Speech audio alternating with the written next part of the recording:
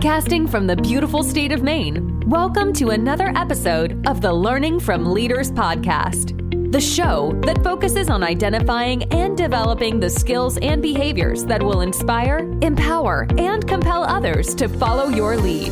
Listen as Patrick's guests talk about the powerful leadership approaches they have identified and developed, which are vital for leading in today's challenging times. These are the same approaches that will positively impact you as a leader too. Learning from Leaders provides the right balance of leadership research with real-world scenarios, making it easy for you to rise above your best. All right, let's start the show. Hey everybody, I'm Patrick Barano. Thank you for joining me on another episode of Learning from Leaders. And on this episode, it's all about listening. And my guest today is Oscar Trimboli, who is a world expert in regards to listening. And our conversation first started out in regards to a game that he sent to me called Deep Listening, Impact Beyond Words. But it went so much further than that in terms of really going deep into how we listen and the impact of listening and how to improve our listening. Let's get into it. Oscar, I want to thank you for being on the podcast. I have so much appreciated going through the material you sent to me. And I was joking before we started this. You sent me this box that when it arrived, I felt like I was opening something from Apple. It was so elegant the way that you put this together. And I know we'll talk about it. One of the things that stood out to me when I first opened this was a line in there that you said, "We're taught how to speak, but not how to listen." And that really resonated, and especially in the environment that we're in right now, how important, not that listening hasn't been important before, but I think it's even more important now. So I'm looking forward to really understanding how you came about the model you've put together, the game that you created, and where you think it's most needed in today's environment. You'd need to zoom into a budget setting meeting in April 2008. I'm sitting in a boardroom between Sydney, Seattle, and Singapore. There's 18 people on this video conference setting a budget, and the meeting's designed to go for 90 minutes. At the 20-minute mark, after a lot of debate, my vice president looks me straight in the eye and said, "Oscar, I need to see you immediately after this meeting." I don't know about you, Patrick, but when your boss says that to you, I'm counting how many weeks of salary I've got left in my bank account. I'm figuring out what are my big expenses coming up. Tracy had never said it with that much directness to me before. Tragically for me, the meeting finished early. It finished at the 70-minute mark. It was a really productive, positive meeting. And she asked me to close the door. So I thought, great, she's going to find me in private. And as I walked back towards the chair sitting next to Tracy, she said, "You have no idea what you did at the 20-minute mark." And I thought, great, I'm getting fired and I don't know what I did. And I sat down and she said, "If you could code the way you listen, you could change the world." Now, it was a very profound thing for her to say. It was a really insightful moment of listening on her behalf. Yeah, Patrick, the only thing going through my head was, woohoo, I haven't been fired. I can put all that money back in my bank account.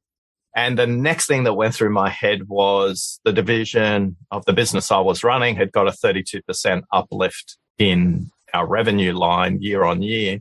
And all I was trying to process was how to make sense of that. I actually wasn't listening to a single thing Tracy was saying to me about listening, changing the world. So the only thing I could get out of my mouth, Patrick, was, "Tracy, do you mean code or code?"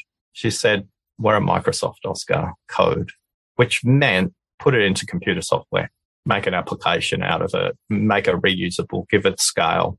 I look forward, the people who've interacted with our programs, our books, our playing cards, jigsaw puzzle games, the deep listening quiz where people can figure out what's their primary listening barrier. We've built a community called, and they've named themselves the Deep Listening Ambassadors, and the Deep Listening Ambassadors go out and try and explain to people in foreign lands the importance of listening. And they created this quest.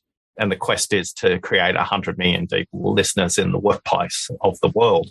So that's the start of this story. And back to your point that you said, we're taught how to speak, but we're not taught how to listen. In fact, we are taught how to listen, just not formally. We're taught through role modeling and example from our parents, our teachers, aunties, our uncles, our grandparents, anybody we interact with are all role modeling, listening back to us. The ironic thing is the very first skill you learn at 32 weeks inside your mother's womb before you're born is you can distinguish the sound of your mother's voice from any other voice in the outside world. And then by 36 weeks, you can distinguish music. You can distinguish Beethoven from the Beatles, from Bon Jovi, from Justin Bieber. So listening is something we're taught much earlier than we think, yet we have a series of examples around us. We aren't taught how to listen formally. In fact, we know from research that only 2% of people in workplaces are ever taught how to listen. Yet by the first decade of somebody's workplace career, at least 1/3 of people are taught how to speak, how to communicate effectively, how to communicate with influence. And by the second decade of their career, that number jumps up to 74% of people are taught some kind of approach to speaking. So that's the wonderful set of ingredients I come across when back in 2008, my boss said to me, go and code how you listen because you could change the world. Now, even the title of this, right? Deep listening, impact beyond words. There's just so much there to unpack. As you were putting that together, what's the significance of that for you? If people know these three numbers about listening, they understand what impact beyond words means. So first number, 125, next number, 400, next number, 900. 125, my speaking speed, 900, my thinking speed. So I can think at 900 words per minute, yet I can communicate 125 words per minute. So straight away, once people understand that the first thing somebody says is only 14% of what they think and possibly what they mean, if you become conscious of good listeners listen to what's said and great listeners notice what's not said. They notice the unsaid. They notice the bit beyond the words. That's the subtitle in the book. And when you listen and notice what the other person or in a group meeting who's not speaking up, what themes haven't we explored, your impact becomes amplified. We know that when people start to listen for what's unsaid, meetings become shorter. Back to that original budget meeting, we cut the meeting 20 minutes short for something I said at the 20-minute mark, apparently.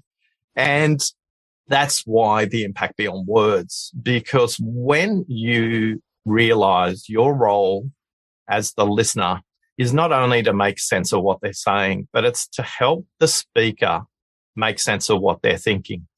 Because a speaker rarely has the opportunity to say the next 125 words, there's a lot of poor dialogue that happens because we're all communicating around 14% of what we're thinking. Now, I don't know about you, I don't gamble a lot, but people tell me if I go to Las Vegas, that's probably about the same odds I would get at a roulette wheel or a blackjack table or at a slot machine. And that's a loaded game. So ask another question. One of the things we get people to do after our workshops is simply go into the next team meeting and notice how many people ask a clarifying question before they answer the question that's posed. And oftentimes people go, wow, there's literally nobody except the really exceptional communicators will clarify the question before they answer it. The problem is when I'm a speaker and I'm asking a question, I'm usually just saying the first 125 words. A little linguistic hack for you, Patrick. 8 words or less is a really powerful and neutral question. If your question is longer than 8 words, it's probably either a statement or has implied bias in it. So for those who can't see, Patrick's furiously writing down. I love that. That is something I have never heard before. I know that if I don't write that down, I will forget it, even though we're recorded. If you want to hear what's unsaid, because a lot of people say to me, I'm just struggling to hear what's said. What's this unsaid stuff? If you just, these 3 very simple phrases will liberate you, but more importantly, liberate the speaker and start to get them communicating what they mean as they think through what they're about to say. If you use some of these phrases or variants of them, and they'll be very short, so you can write them down shortly, Patrick, it won't be a problem. If you use these phrases you will see a visible change in the posture of the person you're speaking with or the group you're interacting with. You'll notice they'll sigh, they'll take a deep breath in, or their shoulder position will change. They'll typically go from whatever their current shoulder position to a more erect shoulder position. Their head will tilt slightly differently on their head. If it's to one side prior, it might come to alignment or it might go to the other side. And then they'll use these magic code words. Listen out for these ones, because if you hear these code words, you're getting closer to what they mean rather than their level one thinking. They'll say things like, well, actually, what I meant to say was, what's really important to me, I'd like to focus on. They'll change their body position and they'll use these phrases. And what they're about to tell you is what they mean, not what they said the first time. And that's only possible if you ask these three really simple questions. The first one, tell me more. You'll notice it's only 3 words long. You could use a variant of that, which is say more about that. You could simply say more. The next one is, and what else? Or you could say, and. Now, please make them your own, because I'm giving you 5 other words to play with on the outside of all of these. You could say, I'm really curious, Patrick. Tell me more. Now, the last one is the simplest. It's the easiest. It's the most powerful. It's the most potent. Done well, it's liberating, and done poorly, it's intimidating. When you use this phrase across all cultures, across all centuries, across all countries, across all workplaces, this is the most potent. And here it is. Now, don't worry. Nothing went wrong. And it's no coincidence that silent and listen share identical letters. Just pausing will create a magnet for the speaker to connect with their meaning. So I'm curious what's going through your mind right now. So the last one that you mentioned there, right? The silence. What is that? Is it just a level of we're not comfortable with silence, so we feel like we have to say something? We are not comfortable with silence, the pregnant pause, the awkward silence, the confronting silence. In the West, we have all these phrases for it. When you study ancient cultures, when you study high context cultures, Korea, Japan, China, when you study the Inuit culture of North America, the Eskimo, when you study the indigenous communities of Australia, the Aborigines, when you study the Maori culture of New Zealand, the Amazonian jungle cultures, the Polynesian cultures of the Pacific, silence is a sign of wisdom, it's a sign of respect, it's a sign of authority, and it's also a signal to the group to gather. So when groups come together in these high context cultures, the groups always come to presence in silence. And that silence is led by the leader. So this is a very Western construct, the awkward silence. I need to fill the pause. Yeah. And it's only a consciousness. Once people know that silence is liberating, both for the speaker and the listener, because a lot of people say to me, Oscar, this listening stuff is really hard. It's really draining. It just takes too much effort. And I say, could I invite you to have another perspective on that? Because when I listen, it's really light. It's really energizing. It's really simple. And I often say to them, are you listening only to make sense for you, or are you listening to make sense for the speaker? And in that moment, they realize that silence will help the meeting shorten, but more importantly, speak about what matters. When you're okay with the silence, and when people start to talk about what's really important to them, what's at risk for them, what's consequential, there's fewer misunderstandings. You don't come back to the weekly work in progress meeting or the weekly update meeting on a project where people say, yes, I've delivered that output. And then the other person said, oh, no, that's not what I wanted you to do. I wanted you to do this. Oh, if only I'd listened. Well, the reason they don't listen is because we haven't become comfortable with the tools of asking a clarifying question and knowing silence is completely okay. Too many people in Western workplaces think they're paid for the speed of their answer. And yet when I work with the executives I work with, they would rather have a high quality, slow answer than a rapid top of head answer, because the consequences as we mentioned earlier, it's beyond words. When you listen to what's not present in the dialogue, resourcing doesn't become something that's constrained. Projects probably finish a lot earlier than anticipated. And the way the team works together, I won't say is more harmonious, but conflict is shared earlier rather than when it's too late to do anything about it in a team or group setting. It's interesting when I hear you speak about that. I remember having a manager years ago that I would be in meetings and I wouldn't say much.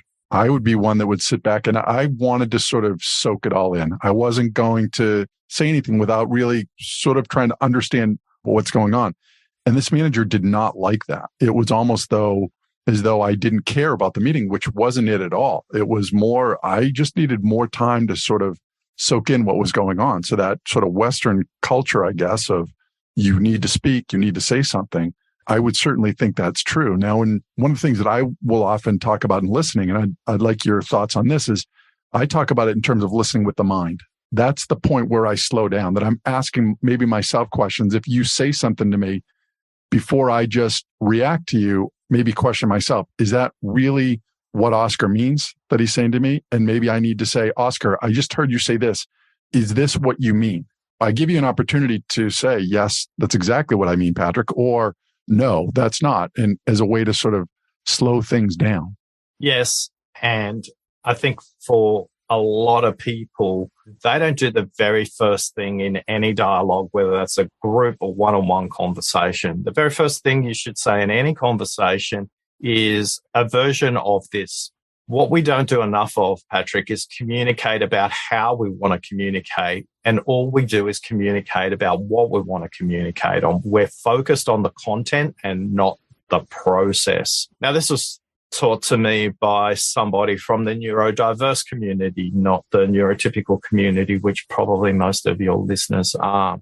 And Jennifer is a mum whose son came home from school. His name was Christopher. And he said, Mummy, I'm so excited. I learned that 3 is half of 8. Jennifer was a primary school teacher and she's kind of doing her chores and all kinds of things and said, Christopher, honey, could you say that again? And he said, Mummy, I learned that 3 is half of 8. And she just shook her head and she was very frustrated. Like, what are they teaching kids at school these days? So she went to the cupboard, grabbed 8 M&Ms out of the cupboard and laid them out like soldiers on the kitchen table and picked Christopher up. She had the M&Ms in rows of 2. And she said, Christopher, honey, count how many M&Ms are on this line of M&M soldiers. And he said, 1, 2, 3, 4, Mummy. And how many on that side, Christopher? Well, they're all facing each other, Mummy, 4. And she said, see, honey, 4, not 3 is half of 8. And with that, Christopher leapt off the table like Superman and went and got a piece of paper from the corner cupboard and a Sharpie. And he drew the figure 8 on this piece of paper. And he showed it to his mum and then he folded it vertically and showed it to his mum as he tore it in half and said, Mummy, see, 3 is half of 8. And most of us in workplaces are fixated on the content. The 3 is half of 8 or 4 is half of 8. And we are not listening to what that person means. Now, by the way, if you fold the 8 horizontally, 0 is half of 8 as well. And all of us are obsessed in a workplace about content. 3, you're wrong. 4's the right answer. No, I'm thinking 3. No, I'm thinking 0. What Christopher taught his mum, and the clue was already, he's 3 years old and he's going to school, so he's pretty advanced. And he actually finished his college much sooner. He finished college at the age of 16. And he's a world champion bug catcher. I'm not talking the insect variety. I'm talking computer software variety as well. So the most complex computer problems in the world, he's kind of solving. My point being, when I asked Christopher, how does he communicate with people? One of the first things he says at the beginning of every conversation is how. Effective communication for me is, and he outlines it. And this showed up to me once where I was working with an executive in a board situation, and the board had brought me in because they basically said, this board member is excellent, but they're not listening. And what they were doing was they were simply putting their head down and looking at their shoes while the conversation was going on. Now, that was a concentration method for them because they found that listening to how people were speaking, the actual dialogue was visually distracting and they couldn't focus. So I want to give everybody a question they can ask at the beginning of a conversation that will completely transform the situation. And Patrick, I want you to zoom back into your situation with your manager, which is where we started here. And I want you to think, if you had asked this question, would the dialogue have been different? And the question is a very simple question. What would make this a great conversation for you? Or you could ask, what would make this a great conversation? Or you could ask, how would you like to discuss this? Any one of those three questions will move everybody in the room, if it's a group or the individual, to a different place. And the place is creating a compass for our conversation. And this is how you shorten the meetings, by the way, Patrick. But I'll come to shortening the meetings using this tip after you reflect on that moment with your manager who wanted the rapid fire answer. If you would have said to them any variant of those three questions, what do you think they would have said back to you? Yeah, I would have liked to have thought he would be more open to giving me that space to be able to formulate my question. And we know in 30% of cases, when you ask that question, the other person will ask you the same question in reverse. So what will make this a great conversation for you? So let's just pretend your manager and I said to you, Patrick, what will make it a great conversation for you? You can't talk about the content. What will make it a great conversation for you? You would have said. For me, it would be the opportunity to not have to feel as though I've got to quickly respond to this, but some opportunity to process what's going on. That would make it good for me. And because we're talking about how we're communicating, not what we're communicating on, we use this as a little compass setting. 1 hour meeting. Every 15 minutes, you just go, okay, we're 15 minutes in. Let's do a quick checkpoint. So, Patrick, at the beginning of the conversation, you said you'd like some time to process your response. How are we going with that? And it gives both parties the opportunity to adjust. And this is the hack that actually shortens meetings. When people ask this every 15 minutes, 1 hour meeting, your meetings will typically go between 40 and 45 minutes. And some meetings finish at the 15-minute mark because people say, yeah, I got what I need. We don't have to keep going. And in a half-hour meeting, you should be asking this question about every 10 minutes. If you can, try and avoid setting meetings up at the top of the hour or the bottom of the half hour. Offset them 5 minutes, 10 minutes. Give people a chance to visit a rest room, collect their thoughts.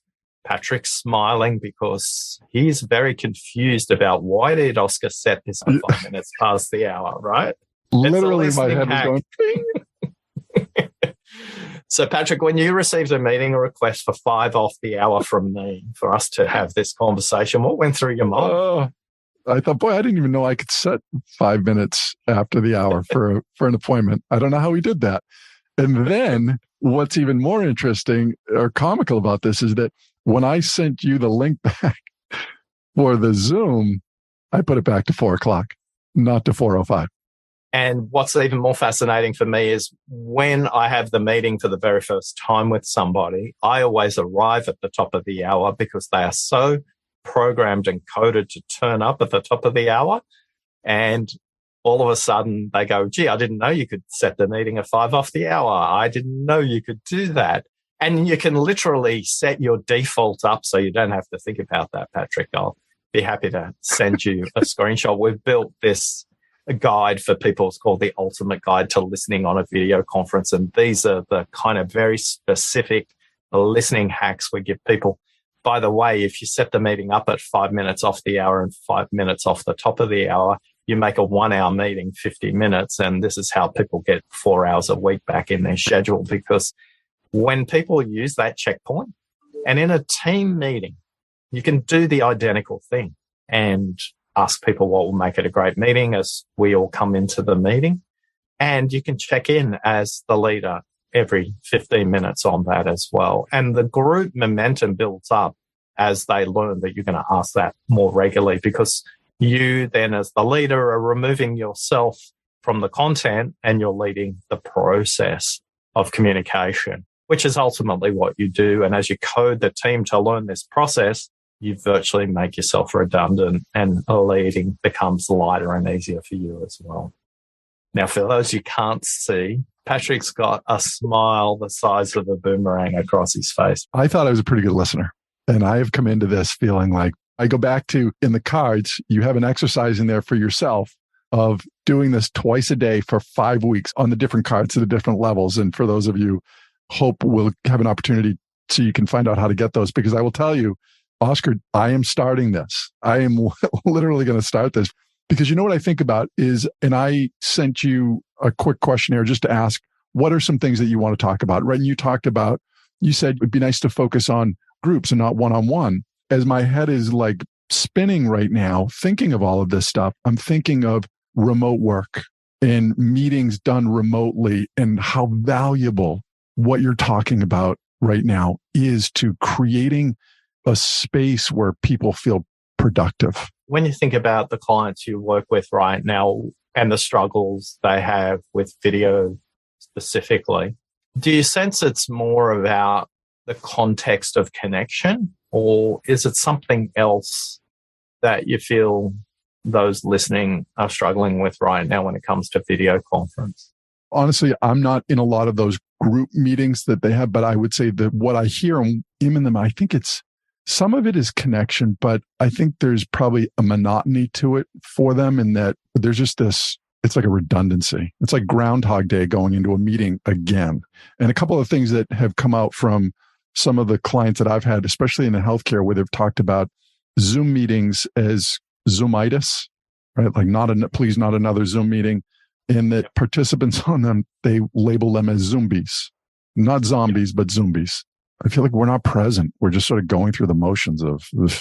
And this is why we wrote the guide. We got a lot of feedback from the deep listening ambassadors that we mentioned earlier on. It's like, Oscar, create something for this video conference context. And we've done a Zoom version of this guide specifically to give you some little tips. It's not a technical guide in terms of software, or was selling video conference software in 1996. That's a story for another day. The technology itself hasn't evolved, just the availability of the technology has evolved. So here's a couple of quick tips if you are the host to move those meetings from zombies to something that's powerful, exponential, and beyond words. The first thing to know is listening happens before, during, and after the meeting. Most people think listening is only when you log into the Zoom.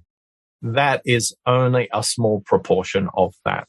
I'm going to give you a tip for how to listen before and how to listen after. Before I do that, back in 1996, and these numbers haven't changed, and I've interviewed people from Stanford and I've interviewed people from Missouri University and Utrecht University in the Netherlands, a human can hold their attention in one context or modality for a maximum of 8 minutes. So if you plug someone into staring at a screen for 1 hour nonstop, which is the kind of currency of most workplaces, by the way, why 1 hour? Who made up that rule? Those people who run Google Mail and Microsoft Outlook have a lot to answer for because they have created a default which everybody just salutes. In fact, Patrick goes, I didn't even know I could change that. Now, dirty little secret, I used to be one of those little soldiers at Microsoft selling those systems. So I apologize. So if you can only hold your attention for 8 minutes continuous, by the way, if you want to know how that applies in TV, it's commercial breaks. If you want to know how that applies to a Netflix series, it'll be scene changes round about the 8 minute mark. So this is applied in multiple domains. If you are the host, change the context of the meeting every 8 to 12 minutes. What does that mean? Ask people to turn off their video cameras. Put them in listen-only mode. Ask them to write something in the chat. Have a poll. Play a video. Ask them to go to a breakout room. Hallelujah. Just stop the meeting and ask them to have a glass of water and stand up and move around their desk. Most people don't realize the impact of physical movement. Now, Patrick can see this. I stand up for any video conference I do, and I do that for a couple of reasons. One, my diaphragm is fully expanded so I can project effectively and communicate and enunciate. When you're sitting down, your diaphragm is basically crushed and it's very difficult and takes effort to breathe.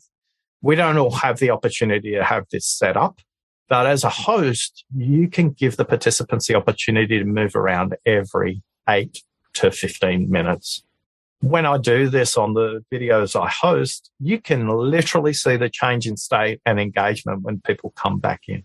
As a host, you should be drinking water every half an hour, and you're doing that for you and for them. You should be drinking a glass of water before you come into the video conference as well. So with those simple things, modality changes, you're going to get a different level of engagement. The other reason why you got a bunch of Zoom zombies, you've never asked anybody at the beginning of the call what would make this a great conversation for them.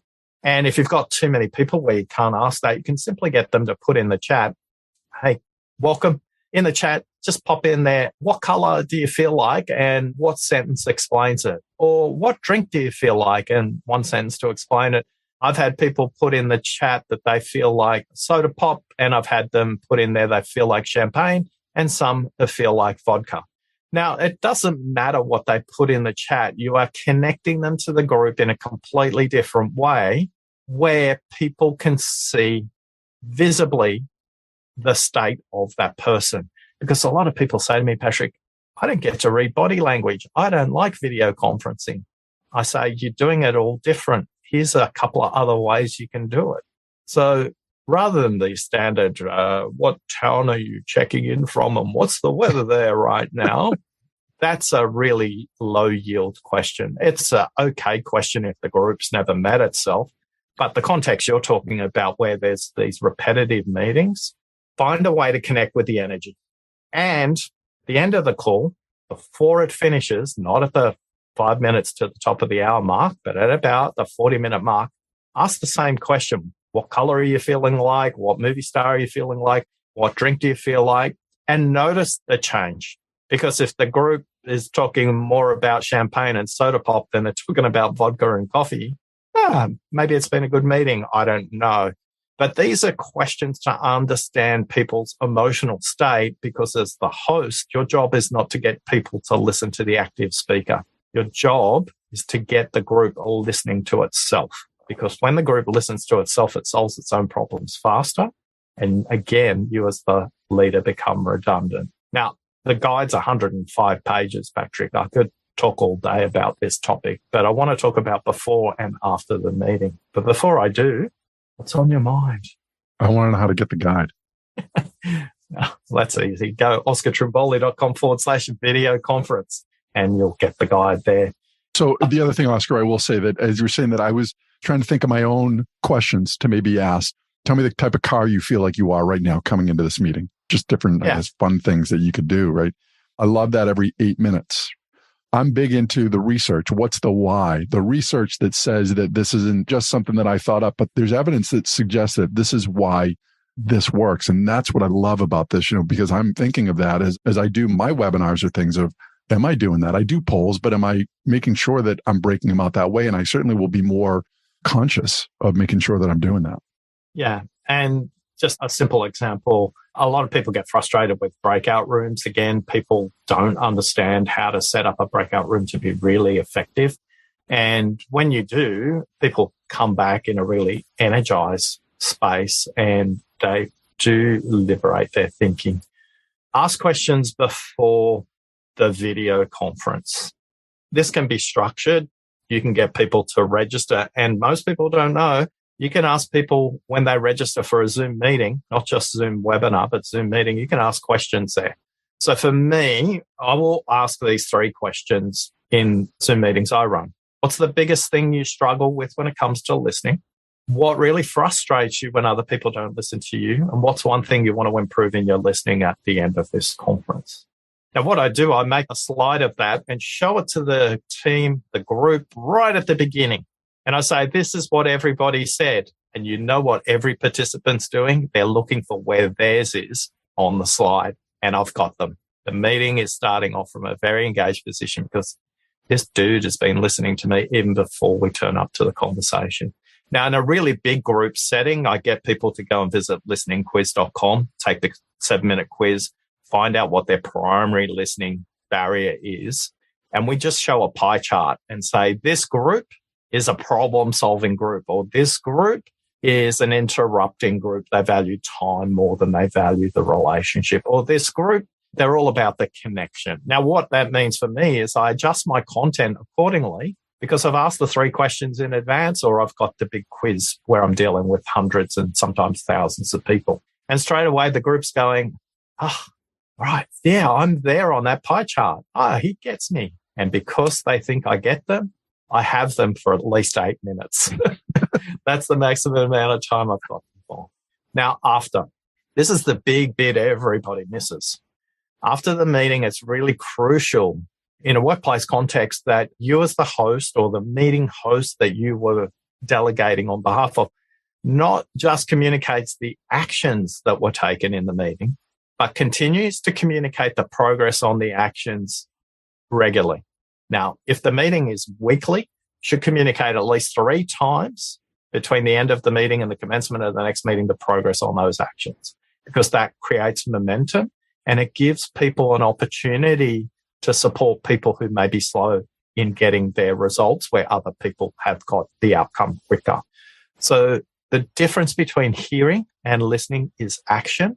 And if you don't take action after the meeting as a leader, the group will never believe you've listened to them. So please put as much effort in your preparation as you do to post-meeting. So too many meetings, everybody puts the effort in, 80, 90% into the actual meeting. A third of your effort should be pre-meeting, a third of your effort should be during, and a third after. And when you do that, it's sustainable because leadership is shared during the actual group meeting itself. A lot of reason why people think they've got to put all this effort into listening during the meeting is because they're the only ones doing the listening as the host.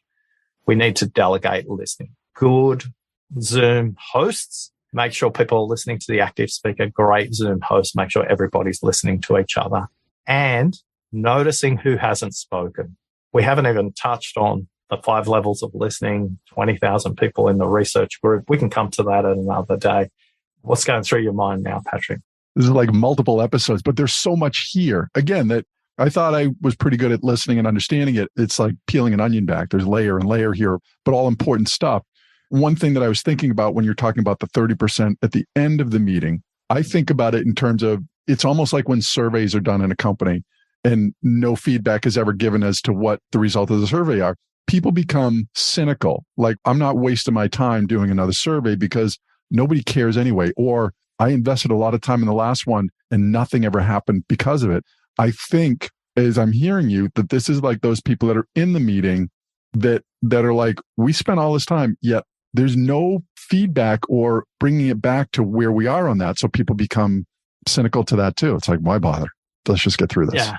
Look, I get approached and engaged by a lot of software companies that do those surveys that you speak about. And before I take the engagement, I say to them, my opening line will be stop surveying your staff until you've implemented what they told you in the last survey. Yeah. And I'm not talking about the headline. I'm talking about everything they say. Right on. Because while you're busy doing balloons and cakes to try and get people to fill in the survey and cheering when you get 50, 60% uptake, the reason they're not filling in the survey is you didn't listen the last time. And you will have a bigger impact on survey uptake if you communicate what you implement. And in the room, I ask people to all stand up and then sit down if they haven't communicated what they've implemented. And usually in a room of, say, 500 people, there's 10 that are still standing when I ask them. So it's a very small group, but that group is highly correlated to the highest performing workplace cultures as well. So as leaders, listening happens before, during, and after the conversation, before, during, and after the team meeting, and before, during, and after any kind of systemic survey. Identical for your customers as well. Now, a lot of people go, well, how do I communicate back to my customer with a customer satisfaction survey? I was working with a client that have a massive contact center. And when you're on hold, they play certain messages. And we got them to think about communicating what they've implemented based on that on a scale of 1 to 10. How would you recommend this? Please leave a message with any other feedback. What they said is, based on your feedback in the last surveys, we listen and ask you for your postcode or your zip code when you come in. And what we do is we try and match you with somebody in that area who has local knowledge. so they can help you with it. Was an insurance company, so we can help you with your claim faster. Now, they tripled the number of people who left feedback because they did a simple test. They split the calls into people got the standard message, people got the new message. The other thing they say is we're using your telephone number where you've allowed us to match to our database so we can pull up your records immediately. And our call center agent will look at your history before they pick up the phone and speak to you while you're waiting on hold. Again, that simple communicating back to people that they did that increased the Net Promoter Score response rate.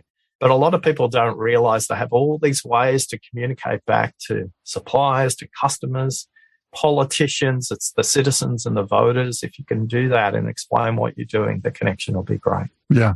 But along those lines, right, is that you need to follow through on it. That if you take somebody's number, that when I do call there, and if I have to go through everything again and they act like they didn't look at any of my stuff, I'm like, wait a minute, you promised me you were going to do this. And I think in organizations, the same thing, right, is that there's a misalignment. There's no congruence. What you said and what you do is not the same thing. But when they're aligned, it's so powerful, which is what you're talking about here. Sort of like connecting the dots or closing the loop. Oscar, I had 2.5 pages of notes of things that I was like, well, geez, I'd really like to touch on these. I haven't had an opportunity to hit on one of them yet because this conversation really has exceeded my expectations. And I thought there was a lot here. You've even blown that out of the water. So I want to thank you so much for this. I'd love to do at least a round 2 on this because we've gone way over 8 minutes. I know that. Yeah, I'd be delighted to come back. You can ask your audience either through your newsletter or your socials what kind of questions they might like to ask me next time, or what concept really landed this time. Rather than getting in contact with me, I strongly recommend you visit listeningquiz.com, take the 7-minute survey, find out what your primary listening villain is, what's that barrier that gets in your way, and we've got a really simple 1-page prescription about what to do about it based on your listening profile, and that will be the start of your journey. We've got lots of other assets that we kind of touched on as well, so that would be the strong thing I'd recommend. The difference between hearing and listening is action, and if you want to take action, take the listening quiz. And again, I think we said this in the beginning, or at least I mentioned this to you, not that listening hasn't been important prior to now, but I do believe that something has happened since the pandemic in terms of accelerating. As I've seen it on my end, listening has devolved for a lot of people into not about listening to understand somebody else, but more about listening to undermine, of really not being present with people. And all the things that you're talking about, I think, help us to get back to that, really being able to be productive, and especially in a group setting. How do we do that? So I want to thank you so much for this. And I'm going to make a promise to you on this as well. Right now, I'm putting a stake in the ground. I'm going to do that challenge for the next 5 weeks. And I'd love to have a follow-up from that where I've actually done what you've prescribed in that yourself portion of this. I'm sure you will. Thanks for listening, Patrick. Yeah, thank you so much. Take care.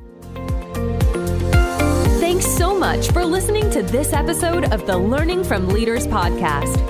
If you've enjoyed the show, please feel free to rate, review, and subscribe on your preferred podcast listening platform. We really appreciate that effort. Until next time, keep rising above your best as a leader.